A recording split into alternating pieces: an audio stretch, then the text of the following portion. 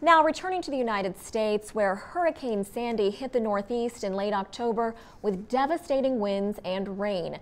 More than 110 Americans were killed in the storm, and it hit hardest in the states of New Jersey and New York. Journalists were hard-pressed to cover the event as reporting crews and expensive television cameras went into the heavy weather.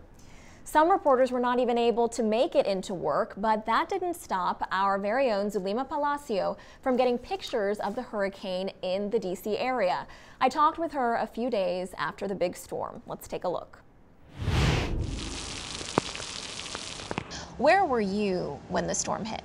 I was in the suburbs of Washington, D.C., about an hour away driving. And so we are essential personnel, meaning even though the federal government closed, we had to be here.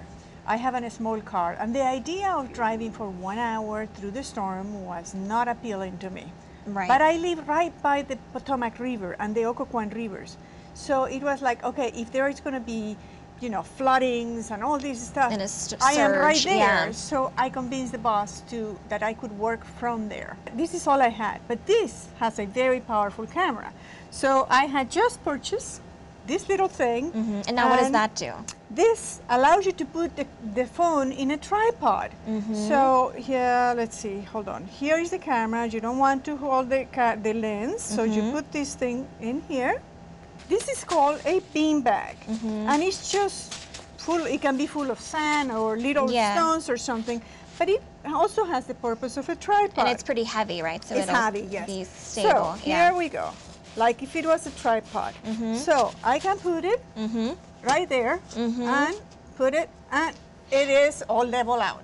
So I just started filming from here, and I went with the car through the storm filming, and so you get this feeling of the windshield wipers, right, but a very stable shot. I am driving around and there is not a soul on the roads because it's pouring, it's windy, everybody's saying stay indoors. Of course. And I'm thinking, I'm not going to get anything, but I'm driving, and I got to the old historic town of Occoquan that has a big bridge next to it, and I thought I'm going to turn around under that bridge. I got there, and there is a fisherman.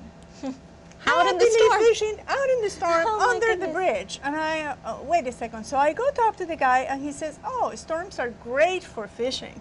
So I start going with my telephone asking him questions, right? Yeah. He's from El Salvador, and then we are talking, and then he says, yes, the fishing is good.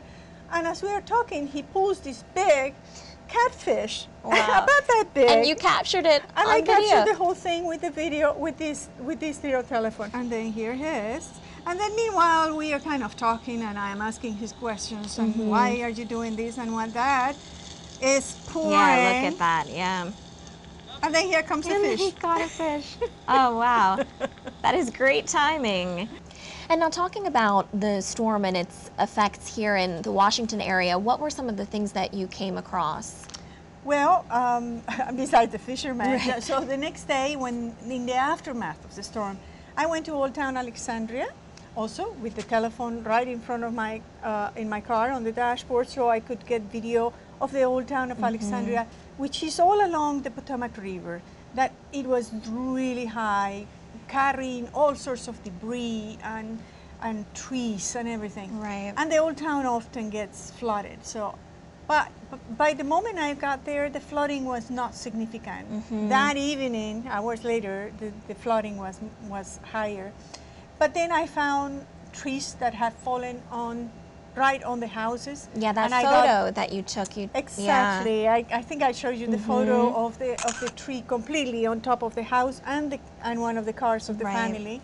And so I got a lot of the trees, some of the flooding by the city, and all with this until this one filled up. So I wanted to know, what does this say to us in terms of climate change? Seeing these scenes of Lower Manhattan underwater, knee-deep water, it's pretty shocking to see. During this election campaign for presidential in the United States, climate change and environmental issues have not been touched. And finally, basically 6 days before the election, here comes a massive storm to remind them, you know what, you haven't talked about environmental issues and climate change, and I'm going to remind you big time what's coming up. And our thanks again to Zulima Palacio, who covers environmental issues for VOA.